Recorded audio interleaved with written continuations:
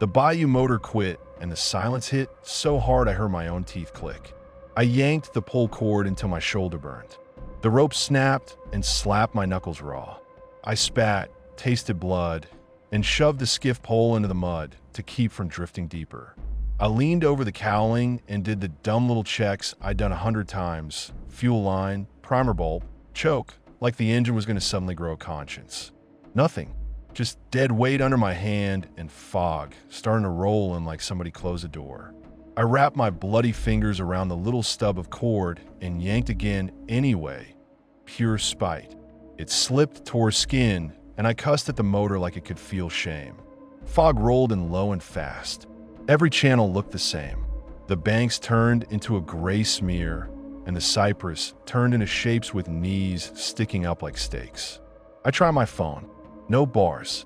I tried the VHF. Static. I smacked it, turned the squelch, turned it back like I could tune the air into saving me. Nothing but hiss and random pops. I sat there for maybe 10 seconds, and it felt like 10 minutes. My skiff kept sliding anyway, slow, like someone was pulling me by a rope I couldn't see. I pushed off because sitting still felt like dying slow. I dug the pole down and shoved. Mud gave, then caught, then gave again. My shoulders lit up from yanking that cord, but I kept pushing because the fog was shrinking the world to a few yards, and I needed movement more than I needed logic. I tried to remember the cut I coming on. I couldn't. Everything repeats out there. Trees, black surface, grass, more trees. Your brain can't pin a landmark when every turn looks like the last one. I kept arguing with myself. Turn around, there's no turning around. You don't even know what around is until the argument turned into straight panic. A light flickered ahead. Not a porch light, not a boat light. It bobbed over reeds like someone carried a candle through water. It wasn't steady. It blinked, dipped, came back. I stopped pushing and stared until my eyes burned. Part of me wanted to back away, just let the current take me, because following some random light in fog is how people end up missing. Another part of me was desperate and mean, and it won. I followed it like an idiot. The channel narrowed. Reeds leaned in and brushed my arms. The light stayed just ahead, always out of reach, always pulling. Then the cut ended in a thick mat of hyacinths. My bow shoved into it and stopped dead. I tried to reverse, and the prop just chewed plants and choked. The motor coughed once, then died again like it was laughing at me. I killed it before I made it worse, and leaned over the stern, arm deep, ripping slimy stems off the prop. They wrapped around my wrist like they had grip. I kept glancing up, expecting that light to flare again, like it was checking if I was trapped good. Something splashed behind me. A quick slap, not big, not far. I snapped my flashlight around and caught two eyes at the surface. Then a head slid under. I told myself gator and forced my hand back to work. The other thought, something watching me on purpose, made my stomach roll. The fog kept swallowing everything behind that beam. The light I'd chased was gone now, like it led me into the weeds and clocked out. Then I heard an engine. Not mine. Soft at first, then closer. A second skiff slid out of the fog with no running lights. Just a shape and a low idle. Two men stood up in it like they didn't care about flipping. My flashlight hit them, and I saw the shine of metal and the pale oval of one face.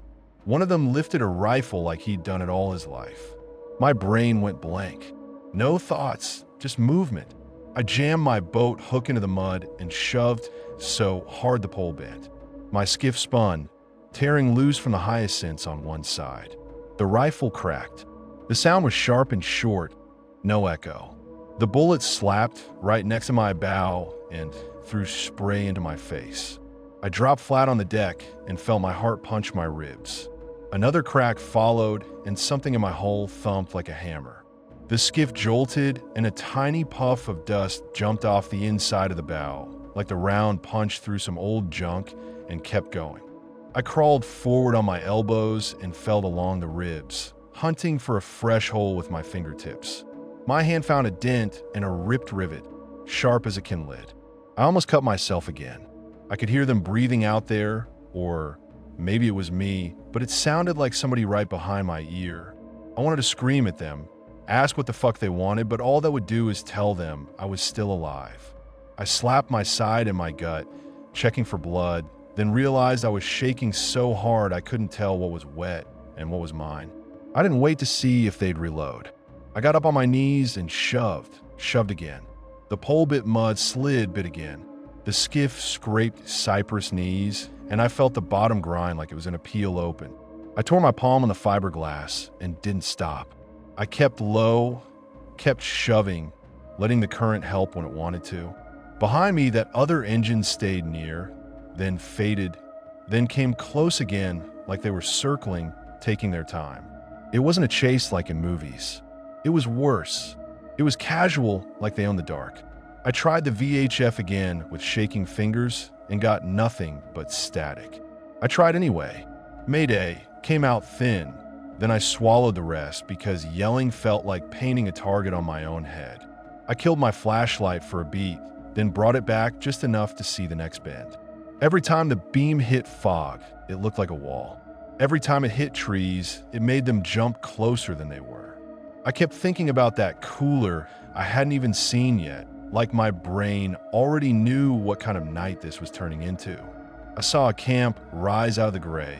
Stilts, a little porch, a ladder. No light inside, no generator hum. It looked abandoned, which meant it might at least be solid. I rammed the skiff into the muddy bank under it and climbed out so fast I almost ate shit. The mud grabbed my boots. I used the stilt like a handhold and hauled myself up, forearms burning, lungs ripping. I hit the porch and went straight to the door. I pounded it with the side of my fist. Nobody answered. I shoved it open because I didn't have time for manners. The smell hit first, sweet and rotten. Not fish, not normal swamp rot. Something older, like meat left in heat and then covered up. My flashlight swept the room.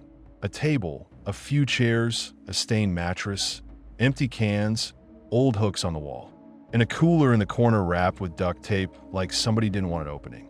My skin crawled. I argued with myself. Leave it, don't touch it, get the hell out. But my boots still slid forward because I needed to know what kind of place I climbed into. I flipped the lid with my boot. Teeth stared up at me. A messy handful, different sizes, some still dirty like they'd been pulled and tossed. It wasn't one person's mouth. It was a collection. My throat closed and I gagged hard enough my eyes watered. I slammed the cooler shut and stumbled backward, heel catching the porch lip. For half a second, I pictured those men walking up the ladder and seeing me standing there with my light on, like I was the dumbest animal in the bayou. The other skiff idled somewhere in the fog. I heard it low, patient. I killed my flashlight and slid off the porch into the mud under the camp, pressing myself into the dark space between stilts. Mud soaked my clothes and went cold fast. Mosquitoes found my face. I didn't swat. I didn't scratch. I just listened. What creaked above me? Not the natural creak of an old camp settling. Footsteps, light but real, crossing the porch. A low voice muttered something I couldn't catch. Then another voice answered, irritated. I held my breath until my lungs burned. A beam of light cut between the boards once, quick, then slid away. The engine sound shifted, closer, then farther, like they couldn't decide if I'd gone inside or kept drifting. Something bumped a stilt near my shoulder. Once, then again. My body locked up, so hard my jaw hurt. I told myself it was their skiff nudging the posts. I told myself it was a floating log. I kept my eyes open until they stung, staring at the slats above me, waiting for a face to appear in that gap, waiting for a hand to reach down and grab. My legs cramped. My open palm pulsed. I bit the inside of my cheek so I wouldn't make a sound. The footsteps came back once, then faded. The engine drifted off, then returned, then finally disappeared into the fog like it got bored or found something else to do. When the sky finally started to lighten, the fog thinned in patches and the bayou noises crept back and like they were pretending nothing happened. I didn't move right away. I stayed crouched in mud under the camp until morning and promised the swamp I'd never follow lights again.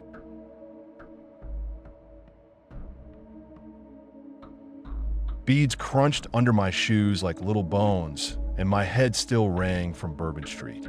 I cut through a side block to find my car and saw a guy leaning against a fence, watching me like I was inventory. I walked faster. He walked too. I just peeled away from my friends because I didn't want the argument that was brewing if we all tried to herd ourselves back to the parking lot together. We'd already snapped at each other over nothing, and I walked off like I had a plan. I didn't.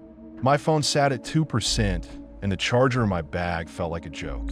2 blocks off Bourbon, the noise drops, and the streetlights start failing, and you stop being a person and start being a shape.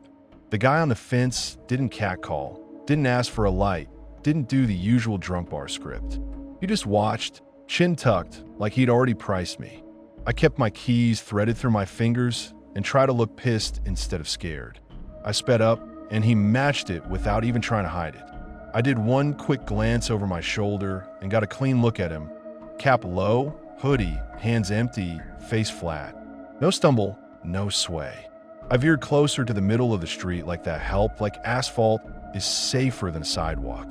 The block smelled like spilled liquor and hot trash and damp brick.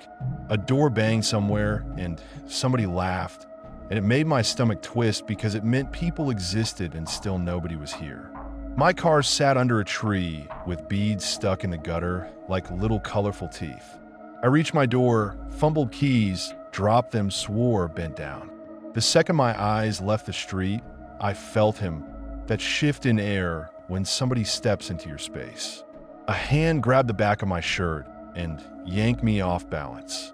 Another hand jammed something hard into my ribs.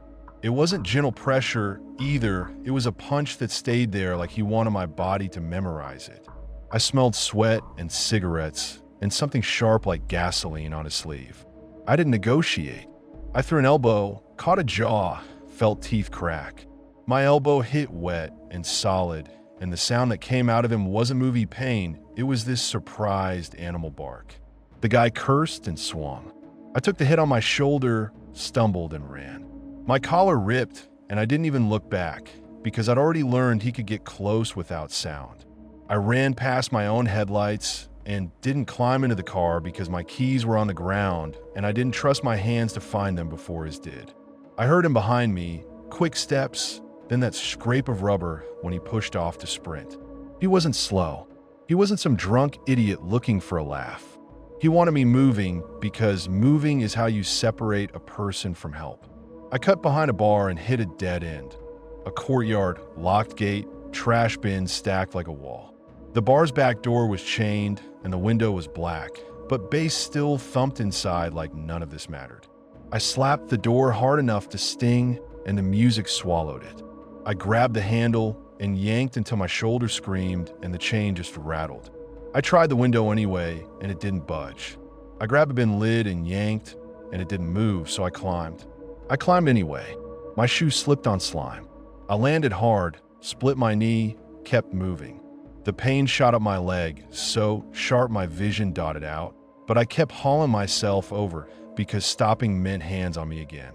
I kicked my half-off shoe free, left it behind, and limped on one sock foot slapping wet concrete.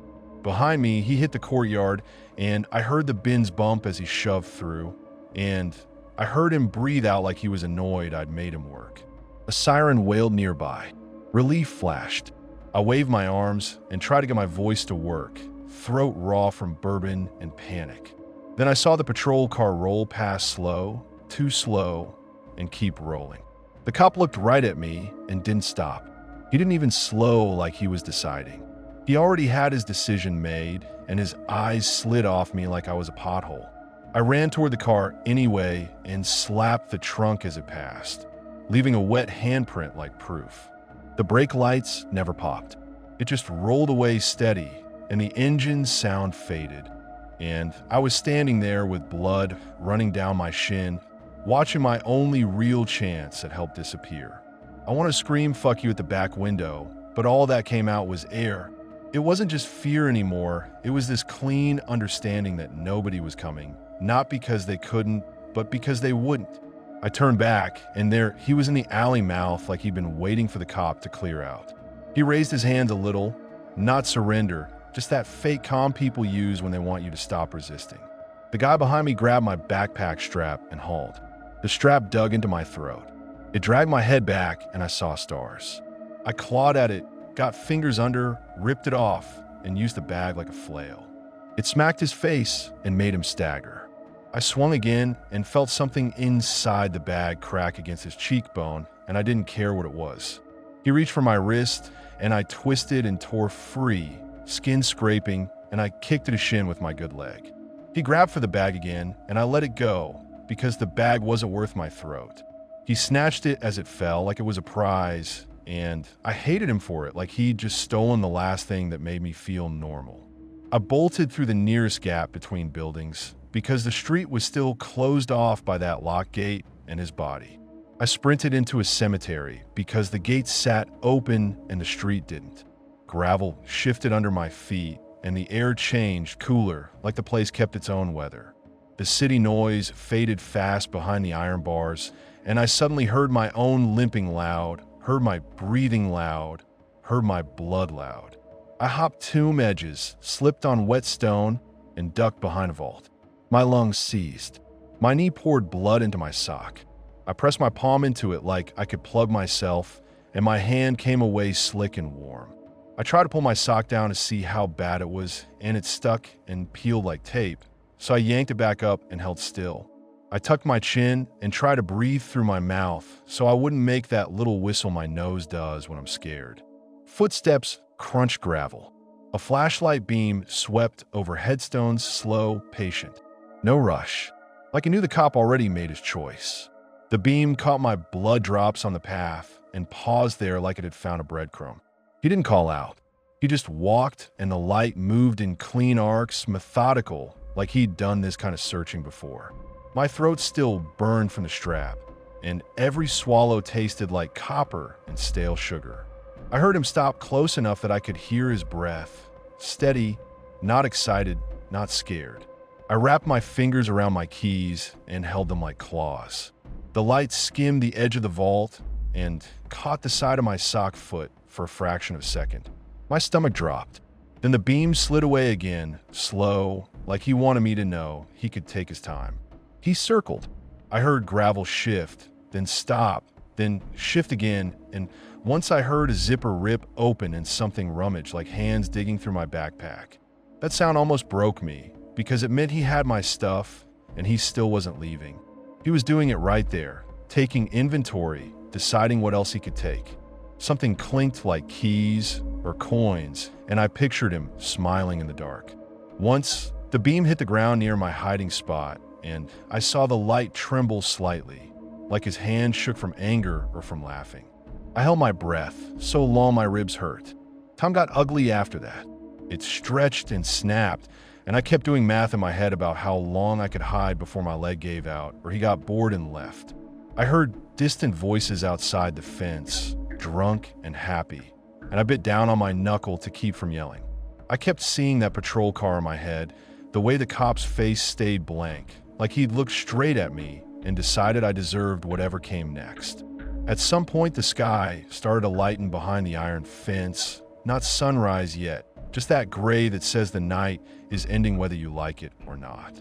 The flashlight beam stopped looking bright because there was more ambient light, and that scared me too, because hiding gets harder when the world shows up. Then, finally, I heard footsteps crunch farther and farther away, and the cemetery went quiet except for birds starting up like they'd waited their turn. I didn't move. I waited through cramps in my calves and that sick trembling you get when adrenaline drains out. I waited until the sun actually hit the tops of the tombs and made the marble go from gray to white. I stayed pressed to that vault until sunrise, shaking with rage, and walked out with my backpack gone and my mouth full of the taste of broken teeth that weren't even mine.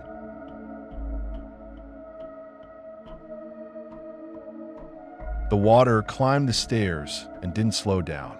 I kicked the front door shut because it kept slamming open on its own, and the current shoved debris into the house like it wanted in. The knob kept jerking in my hand. The lock didn't mean shit. Every time the door cracked, the water punched through harder and dragged junk with it. branches, cans, a kid's plastic wagon, somebody's photo frame with a smiling face still inside. The smell hit fast. Sewer, gas, warm rotten food, all of it mixed in one thick breath that made my eyes water. I shoved a chair under the knob, and it still skated. Something heavy slammed the porch outside, and the whole front wall shook. My mom yelled from the hallway, asking what was happening like she hadn't watched the same water climb the same stairs. She stood there barefoot, clutching a grocery bag and her purse at the same time, eyes wide, mouth working like she wanted to argue with reality. She started toward the kitchen, toward the breaker box, toward the stove, like she could fix a flood with house rules. I dragged a mattress upstairs and shoved it against the bedroom door. Not for comfort, for weight. The hallway was slick. My socks soaked through and I kept sliding. My mom followed, then tried to turn back again, talking about her pills and the papers in the drawer and the photo album. I grabbed her arm and pulled. She fought me because panic makes people stupid. I cursed at her and kept pulling.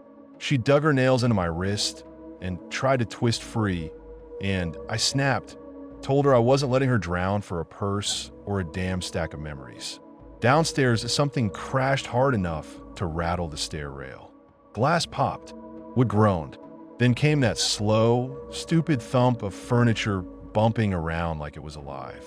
The first floor stopped being a floor. It became a tank. The water line climbed step by step.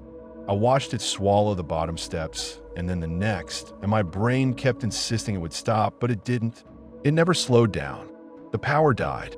The heat stayed. The AC cut off, and the air turned thick in minutes. The lights blinked once and went black. The TV died mid-forecast. My phone dropped to 1 bar, then none, then one again like it couldn't decide if we still existed. I tried 911 anyway. Nothing. I tried texting my cousin, and it failed over and over. Somewhere nearby, I heard people shouting names, then a hard crack like with splitting, then only wind and water noise again. You couldn't tell what was a person and what was a house giving up.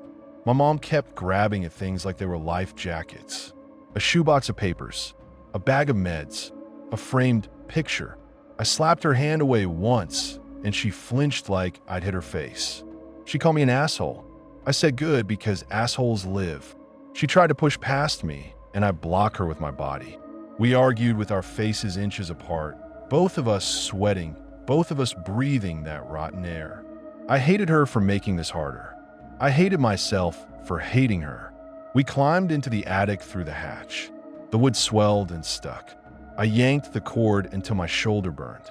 When it finally dropped, hot air and dust rolled out and insulation rained down. I shoved my mom up first. She moved slow, knees shaking, and I kept pushing because slow gets you killed. She tried to reach down like she could still grab something, and I barked at her to move. I scrambled up behind her and slammed the hatch shut. Right after, the water hit the ceiling below, thump thump like someone walking around our living room in boots.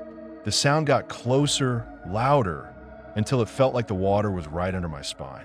The house creaked in places I didn't know could creak. My mom sat on a joist and started crying, loud and ugly. I grabbed her wrist and hissed for her to shut the hell up. She stared at me like I'd turned into a stranger. I didn't apologize. I couldn't. I needed her quiet. I needed my own head quiet. Hours passed. Time got weird. The attic baked. Sweat ran into my eyes and stung. Fiberglass itched my neck and arms like tiny cuts. We had 1 bottle of water and a couple stale crackers for some old Hurricane kit. My mom tried to ration it like we were camping. I wanted to drink it and deal with thirst later. We fought about that too, stupid and sharp, because we couldn't fight the flood. She started praying under her breath, words running together. I kept looking at the hatch, listening for the next change in the sound, for the moment the attic turned into a coffin. Then scratching started. Not rats. Too loud. Too steady. Something rubbed along the rafters below us. Stop, start, like it was feeling around. The joists vibrated with it. My phone flashlight shook in my hand. I crawled to a crack near the eaves and pushed the light through. A gator's snout bumped the wood below. Half submerged, eyes just above the floodwater. It didn't thrash. It didn't panic. It tested, nudged, circled. It looked patient, like it had all day, and we were the ones on a timer. I pulled the phone back so fast I almost dropped it. My mom asked what I saw, and I didn't want to say it out loud, but I did, and she slapped a hand over her mouth to keep from making a sound. She started crawling toward the hatch like moving would erase it. I grabbed her shirt and dragged her back onto the joist. She elbowed me in panic, and my knee slipped on dust. For a second, I saw myself dropping through, landing in that water, and that gator turning like it had been waiting for the invitation. I got in her face and told her, through my teeth, that if she fell through, it would eat her before I could blink. That finally shut her up. Outside, something scraped along the roofline and drifted away. I crawled to the attic vent and looked out. The street was gone, replaced with moving brown water. Cars floated like toys, bumping porches. A stop sign tip poked out and vanished again. A man paddled by on a door like it was a boat, using a broom handle as an oar. He looked up at our window when I banged on the glass and waved a shirt. He lifted a hand like later and kept going. Not fast, not guilty, just choosing himself. I banged again until my knuckles burned. He never even looked back. I watched him drift off and felt it click in my head. We were on our own, and being good neighbors was over. Night hit, and the neighborhood turned into sound. Wind, water, metal clanging somewhere. Something banged against the side of our house over and over, slow, like a boat tapping, and I kept waiting for it to punch through. Then shots popped down the block, quick and ugly. A woman screamed once and stopped. That scream didn't echo. It just died like the storm swallowed it. My mom rocked with her face in her hands. I sat there with the hammer across my knees, listening, trying not to picture what was happening out there and whether we were next. By morning, the attic stank like sweat and fear. Mosquitoes got in somehow, whining in our ears, biting our ankles. My mom started praying again, louder now, like she wanted to bargain with the air. I stopped her with my hand because the sound made me angry. She jerked away and called me heartless. I told her I was tired of begging and I was tired of hearing my own voice. We fought over the last swig of water. She tried to hide it. I snatched it. She cried. I handed it back anyway because I'm not a monster. I just sounded like one. Below us, the gator bumped the rafters again, once then twice, and we went still. I could hear it breathing. Slow. I picture it floating under us, waiting for the roof to give, waiting for a bad step, waiting for us to get weak enough to make a mistake. My phone battery dropped into the red. I turned it off and the dark felt alive. When the helicopter finally thumped overhead, it didn't feel real. The whole attic vibrated. Dust rained down. I yelled until my throat tore. My mom yelled too, thin and cracked. I grabbed the hammer we'd left up there from some old repair and started swinging at the roof. I clawed a hole in the roof with a hammer until my arms shook. The shingle edges tore my forearms. I kept swinging. Splinters flew. My hands slipped in blood and rain, and I still kept swinging. Light punched through. I ripped shingles back with my fingers and waved like a maniac. The helicopter circled, then edged closer. A rescuer leaned out and dropped a line. I shoved the harness on my mom first. She fought me, terrified, and I swore at her and tightened it anyway. They yanked her up, and she disappeared into the noise, legs kicking like she was swimming through air. They clipped me next. As I rose, I looked down through the hole and saw the water carrying a refrigerator past our house, door flapping open, bumping along like a dumb animal. Something pale floated behind it and rolled once slow, face down. I didn't cry. I just held onto the harness and stared because Katrina didn't feel like a storm. It felt like being erased on purpose.